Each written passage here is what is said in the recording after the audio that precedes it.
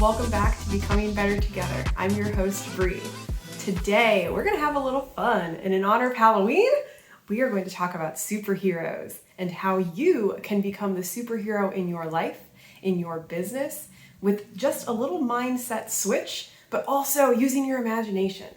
This is something that I got the idea, and I've been applying it with some clients. I apply it with myself, and it works. And so I want to share it today because it's a really cool mental switch that I think everybody can benefit with. So make sure you stay until the end because I'll give you some journal questions to think about for you so that you can apply this in your life. Become the superhero. Defeat the villains that are in your mind or in your business or that imposter syndrome or whatever it is, and protect the community that you love and you want to defend. How's that sound? All right, let's get started. There's a great book called Alter Ego by Todd Herman, and this is where this idea got brought to life for me. So if you're a reader and you like identity work and you just want to know more about this world, check out that book. It's incredible. And let me explain, if you don't have time to read or if you're not an avid reader, let me explain the concept that really hit home for me. And again, you can apply it to you. If you're a sports fan, you'll understand this really, really quickly. Maybe you followed Bo Jackson back in the 80s. He was an incredible football player. He also was in the MLB. So he was an all-star in both categories. And he used this mindset trick that I'm going to share today and embraced his alter ego. Okay? And every single one of us has an alter ego. Whether you've named it, whether you've called it out or not, you have these other characters that live inside your brain, that live in your identity somewhere, that speak good and bad things to you all the time. All right. And so this alter ego effect, it's called the alter ego effect. You can decide who you want to channel in different moments and tell yourself who you want to show up as. And so for Bo Jackson, for example, this amazing, amazing athlete, when he stepped onto the field of play, when he went onto the football field, he was no longer Bo Jackson. And he would talk about this in a lot of interviews. There's a great 30 for 30 special on him. He may even mention that here, but when he would go onto the field, Bo was gone because Bo would get triggered by teammates. He would get triggered by the other team talking shit. And when he would do that, there'd be penalty flags thrown. He would start fighting back. It wouldn't go well when he would show up as Bo, because Bo could get triggered. But when he would step out onto the field, what he learned is that if he could become somebody else just for that game, he would actually become Jason from Freddy vs. Jason, the horror film, because to him, Jason was a cold-hearted killer and nothing could shake him. No words, nobody else's actions, nothing would affect him. And he would be laser focused on what he needed to do. And so when he would show up on the football field, Bo would be gone. He would be left in the locker room. Jason would step onto that field and he could channel that identity that was in him the whole time. He can turn off and turn on being triggered or not, but he would be Jason and he would have incredible games because of it. We can do this. And so I was thinking as I was reading this book, wow, okay, athletes can do this. And this coach, Todd Herman, he's used this method for thousands of people.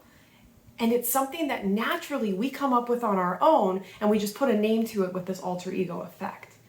For you, have you ever thought about a character, a superhero maybe, since it's a little around Halloween time? I'm filming this on Halloween, but you'll see this afterwards. If you're watching on YouTube, this makes sense. If you're watching or if you're listening to the podcast, I'm dressed in literally a superhero costume right now. Because each one of us, not only do we have alter egos, but we have superheroes that live inside us. We also have villains. And if you can tie these stories together that make sense to yourself, make sense to your brain, to your neocortex, we can get rid of fears. We can turn a switch on when we step onto the field of play in our business. When we need to make a sales call, we can channel those parts of us that we want to empower us to be the superhero, and we can leave the parts of us that we don't want to show up behind. And that can be some of that alter ego. And so how does this apply to business? You're like, this is fine and wonderful, Brie, but I'm not a football player. I'm not Bo Jackson. Maybe you don't have an alter ego yet. Today is your day to create one. And so what I want you to think about is if you are the hero in your own story, and you are, we all are. All right. So you are whatever hero you want to be, whether your name's Debbie or Sue or Paul or John. I don't care who you are. You are a hero today. And what I want you to really get clear on, what are your superpowers? Are you compassionate? Are you really good at understanding people? Are you just a damn good salesperson and you're a good communicator? Are you loving? What are your superpowers? I want you to actually get a piece of paper out and start writing down your strengths, as many as you can.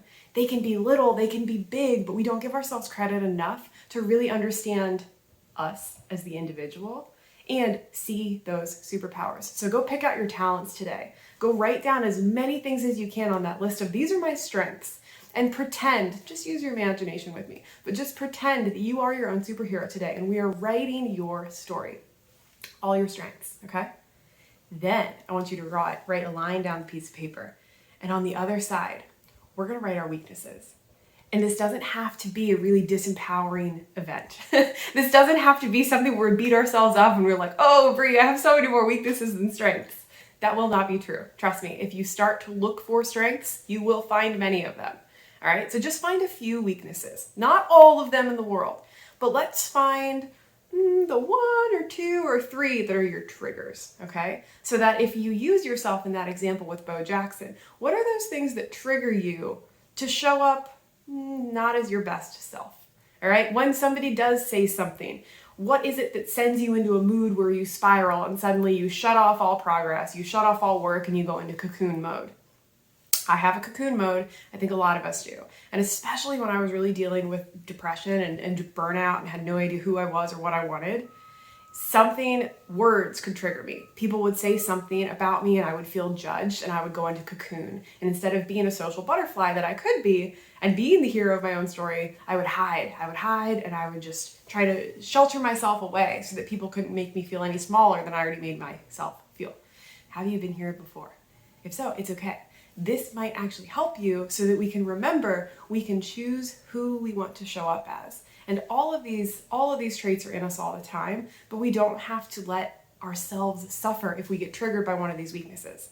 If our kryptonite, if you're a Superman fan, kryptonite was the thing that he was incredible. He had all his strength. I'm wearing a Supergirl costume. Kryptonite would just absolutely paralyze him. There's nothing he could do about it. We all have weaknesses. It's okay. Knowing what they are, recognizing them, and then learning how to adapt to them and with them and live with them in us, how to use them. That's when you get growth and power out of it. They don't have to cripple you. They don't have to be something that we hide and fear.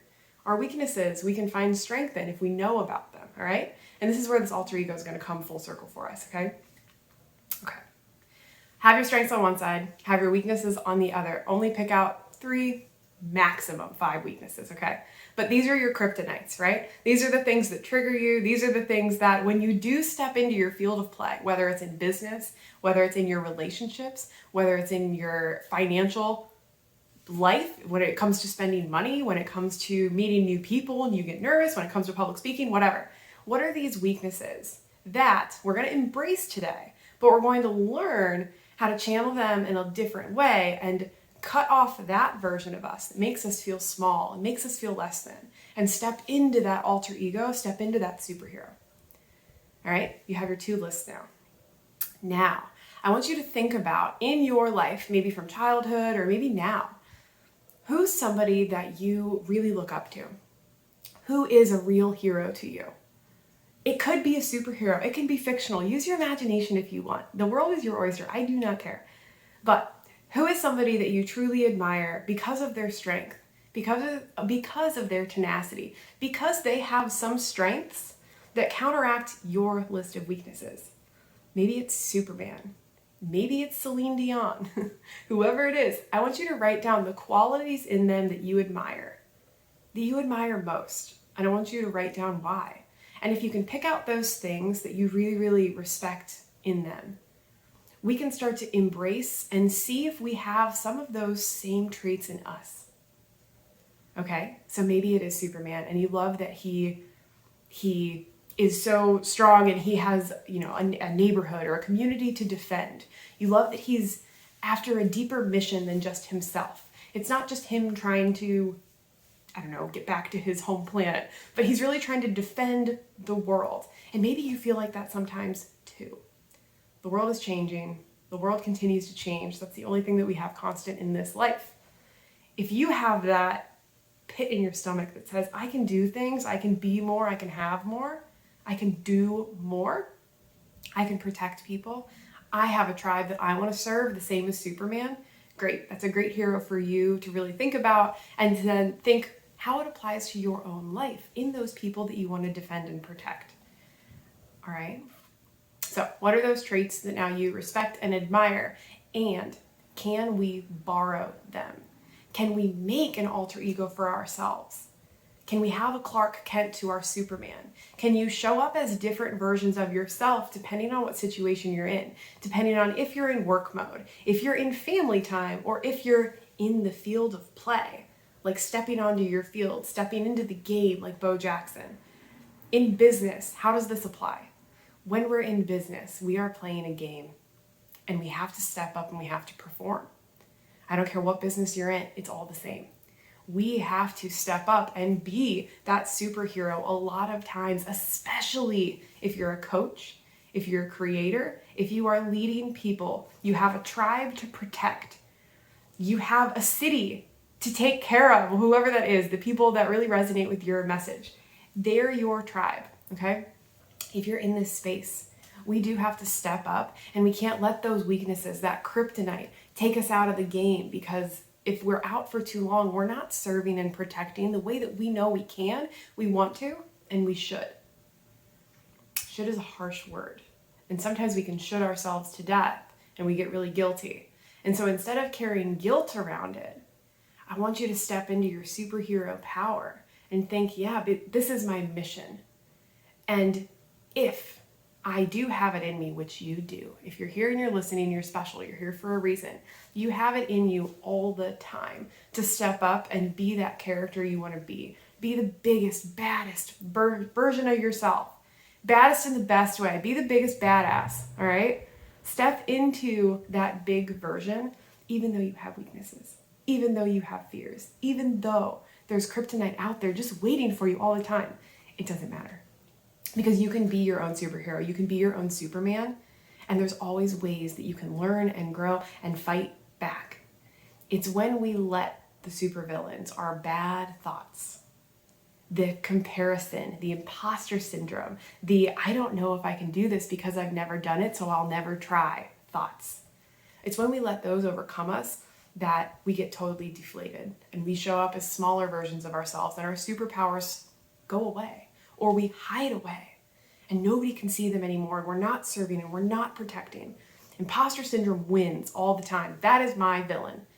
If we're talking about me now, Brie, my villain is imposter syndrome, because I have those moments, and I know this will resonate with some of you, where we don't feel like we know anything and suddenly it's all going to go away. And who am I to have a podcast? Who am I to do any of this? Who am I to give advice right now? Because Tony Robbins exists and he's been doing this for a lot more than I have, a lot longer.